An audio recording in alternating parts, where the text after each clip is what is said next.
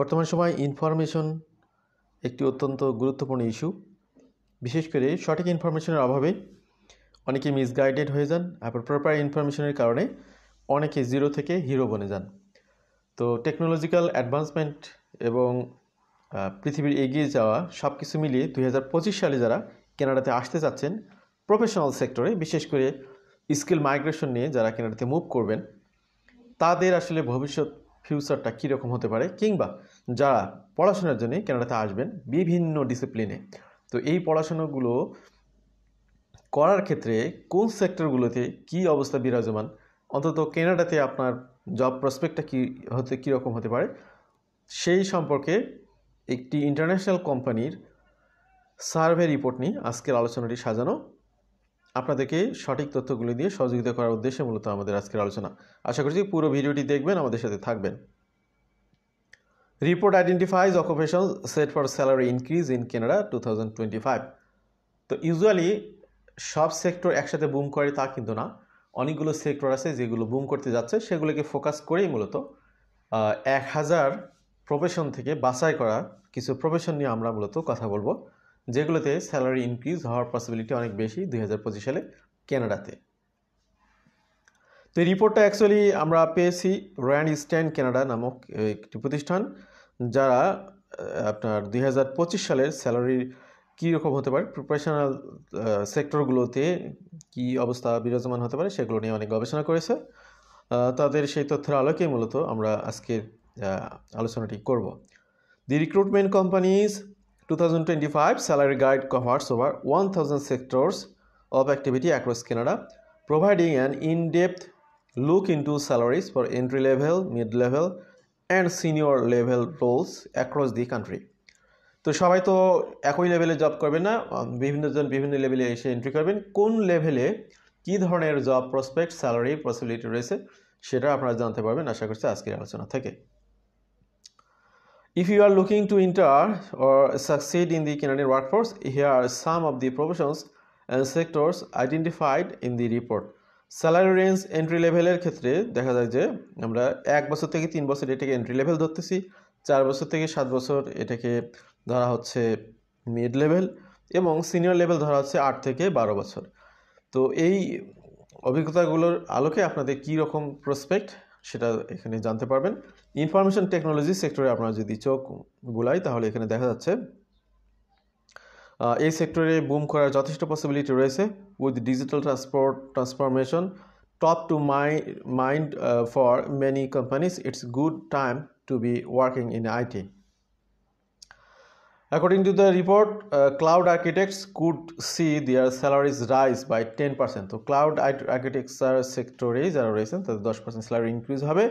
এখানে দেখুন আপনারা ক্লাউড সিকিউরিটি কনসালট্যান্ট এন্ট্রি লেভেলে তাদের জবের স্যালারি 83,000 থেকে 1,02,000 ক্যাট পর্যন্ত, মিড লেভেলের 94,000 থেকে 1,19,000 ক্যাট, সিনিয়র লেভেলে 1,08,000 থেকে 1,40,000 ক্যাট পর্যন্ত।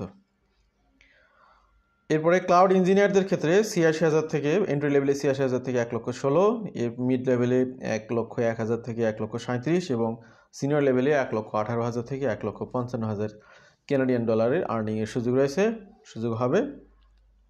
ডাটা আর্কিটেক্ট এখানে তাদের জন্য 78,000 থেকে 1,03,000 কানাডিয়ান ডলার, এন্ট্রি লেভেলে, মিড লেভেলে 90,000 থেকে 1,21,000 ক্যাট, এরপরে সিনিয়র লেভেলে 1,05,000 থেকে 139,000 ক্যাড। ডেভেলপমেন্ট এক্ষেত্রে 73,000 থেকে 98K, এরপরে আপনার মিড লেভেলে 84,000 থেকে 1,16,000K এবং সিনিয়র লেভেলে 99 থেকে 1,34,000K। বিআই ডাটা আর্কিটেক্ট সেক্ষেত্রে 1,03,000, এই সেক্টরে অনেক বেশি স্যালারি রেঞ্জ, 1,03,000 মিড, এন্ট্রি লেভেলে 1,03,000 থেকে 139K পর্যন্ত, এরপর আপনার মিড লেভেলে 116 থেকে 158K, এরপরে আপনার সিনিয়র লেভেলে 131 থেকে 178K। তো বুঝতে পারতেছেন এই সেক্টরে যথেষ্ট স্যালারির সুযোগ রয়েছে। এবার আমরা যদি এই সেক্টরগুলোতে যারা আসতে চান তাদের আসলে ব্যাকগ্রাউন্ড কী লাগবে, বিশেষ করে যারা ডিগ্রি কমপ্লিট করেছেন computer science, information technology, software engineer, related ফিল্ডসে তারা এই সেক্টরগুলোতে আসতে পারেন। যারা স্টুডেন্ট হিসেবে আসবেন, আসার সামনে দেখতেছেন, তারা এখান থেকে ফিল্ডগুলো আইডেন্টিফাই করতে পারবেন, কোন সেক্টরে আপনার ক্যারিয়ার কীরকম হতে পারে, নিজেই প্রেডিকশনটা করতে পারবেন আজকে আলোচনা দেখে। ডিজিটাল মার্কেটিং অ্যান্ড কমিউনিকেশনস, এই ক্ষেত্রে যে তথ্যগুলো আমরা দেখতে পাচ্ছি সরাসরি আমরা চলে যাই। The report stats digital marketing specialist can see their salaries increase 9%। এখানে 68,000 থেকে 74,120 পর্যন্ত on average for intermediate options. তো এখানে আমরা বিভিন্ন লেভেলে আলোচনাগুলো দেখব কী অবস্থা স্যালারি রেঞ্জ। কমিউনিকেশন স্পেশালিস্টের ক্ষেত্রে এন্ট্রি লেভেলে 59 থেকে 181K, মিড লেভেলে 70 থেকে 97, সিনিয়র লেভেলে 83 থেকে 111। ডিজিটাল মার্কেটিং ম্যানেজার এক্ষেত্রে 73 থেকে 96K এন্ট্রি লেভেলে, মিড লেভেলে 82 থেকে 111K, এরপরে সিনিয়র লেভেলে 93 থেকে 126K। ডিজিটাল মার্কেটিং স্পেশালিস্ট তাদের জন্য এন্ট্রি লেভেলে 56 থেকে 72K, মিড লেভেলে 63 থেকে 85K, সিনিয়র লেভেলে 74 থেকে 98K। সোশ্যাল মিডিয়া ম্যানেজার তাদের জন্য এন্ট্রি লেভেলে 66 থেকে 93K, এরপরে আপনার মিড লেভেলে 63 থেকে 85K এবং সিনিয়র লেভেলে 74 থেকে 98K। কে মানে 1000, সেটা তো আপনারা জানেন। সোশ্যাল মিডিয়া ম্যানেজার 66 থেকে 93K, এরপরে 81 থেকে 113 এবং 95 থেকে 130। ওয়েব মার্কেটিং অ্যানালিস্ট 62 থেকে 80, এরপরে মিড লেভেলে 69 থেকে 91K, সিনিয়র লেভেলে 79 থেকে 103K।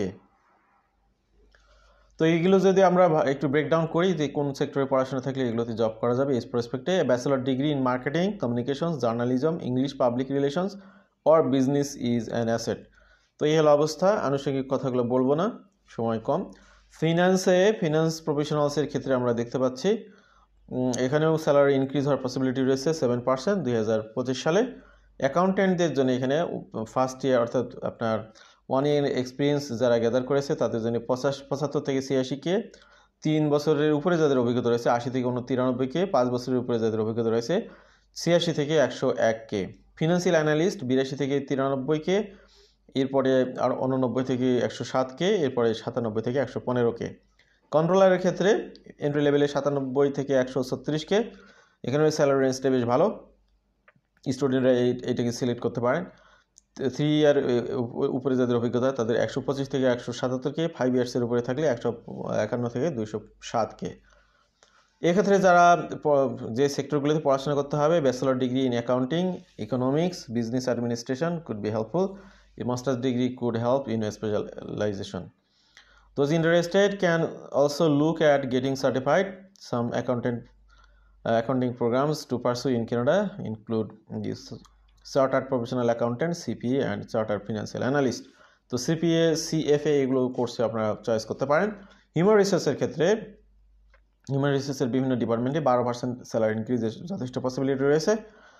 এইটার ব্রেকডাউনটা আমরা দেখব। 1,10,000 থেকে 1,23,200 সিনিয়র স্যালারিজের সুযোগ রয়েছে। এখানে হিউম্যান রিসোর্স ম্যানেজার এন্ট্রি লেভেলে 91 থেকে 123K, মিড লেভেলে 106 থেকে 144K, সিনিয়র লেভেলে 123 থেকে 165K।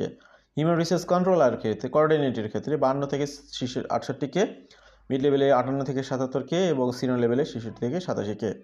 ট্যালেন্ট অ্যাকুইজিশন ডিরেক্টর 94 থেকে 130K, মিড লেভেলে 119 থেকে 165K, সিনিয়রে 148 থেকে 204K। তো এই সমস্ত ক্ষেত্রে যারা আসতে চান তাদের ব্যাকগ্রাউন্ড যেটা থাকতে হয়, human resource is preferred although those in commerce, business, administration, arts, social science and also widely accepted। তো এই হলো অবস্থা এটার সাথে।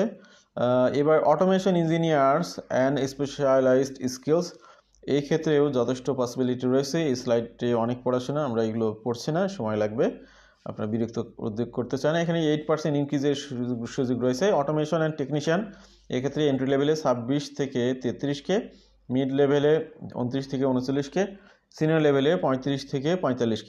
অটোমেশন ইঞ্জিনিয়ারের ক্ষেত্রে আগে পড়ছি আমরা অটোমেশন টেকনিশিয়ানে অ্যাকচুয়ালি অনেক বেশি পড়াশোনা থাকতে হয় তা কিন্তু না, অনেকে হাই স্কুল ডিগ্রি পড়ে সরাসরি 6 মাস বা 1 বছরের কোর্স করলে তারা এই ধরনের স্যালারি রেঞ্জে স্যালারিগুলো নিয়ে জব করতে পারে। অটোমেশন ইঞ্জিনিয়ারের ক্ষেত্রে এই ক্ষেত্রে অবশ্যই আপনার পড়াশোনা থাকতে হবে। 66 থেকে 90K, আর 77 থেকে 109K এবং 94 থেকে 127K। ব্রেকিং ইন্টু ফিল্ড, এই সেক্টরগুলোতে যারা আসতে চান, technical diploma in electronics, electricity, electronics, mechanics, automation, engineering সিস্টেমে তাদের পড়াশোনা থাকতে হবে। তো আমরা বেশ কিছু প্রফেশন নিয়ে আজকে কথা বলার চেষ্টা করেছি। 1000টি সেক্টর থেকে বাছাইকৃত কিছু সেক্টর নিয়ে আপনাদের সামনে কিছু তথ্য তুলে ধরার চেষ্টা করেছি। আমাদের সাথে যারা ছিলেন, আশা করছি তথ্যগুলো আপনাদেরকে সহযোগিতা করবে নিজেদের লক্ষ্য নির্ধারণের ক্ষেত্রে। বিশেষ করে স্টুডেন্ট ভাই বোন যারা কেনাডাতে আসার স্বপ্ন দেখছেন, যে সেক্টরগুলোতে তাদের ক্যারিয়ারের যথেষ্ট প্রসপেক্ট রয়েছে, সেগুলো এখান থেকে তারা কিছুটা হলেও গাইডলাইন পাবেন। যারা অলরেডি এই সেক্টরগুলোতে পৃথিবীর বিভিন্ন প্রান্ত থেকে জব করেছেন, তারা এই সেক্টরগুলোতে সাথে রিলেটেড করে কেনাডাতে পিআর হোল্ডার হিসেবে আসতে পারবেন এবং এই ধরনের জবগুলো করতে পারবেন সহজেই। আশা করছি তথ্যগুলো সহযোগিতা করবে আপনাদের। ভালো থাকবেন সবাই। আল্লাহ হাফেজ। সালামু আলাইকুম।